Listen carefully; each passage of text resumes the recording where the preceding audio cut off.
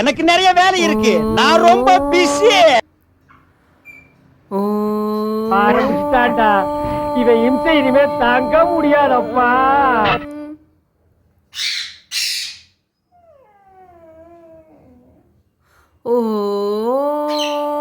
ஏடா தூங்க விடாம உயிரெடுக்கிற? நீ சொல்றத நான் என்ன செய்யறது? நான் சொல்றத நீ செய்யடா. பொறுக்கி, புறம்போக்கு, பரதேசி, பண்ணாட, திருட்டு, எச்சிக்கால நாய. ஐயோ, இங்க படுத்துற நிமிஷம்னால தாங்க முடியலையே. தலை வலிக்குதுடா, தலை வலிக்குதே.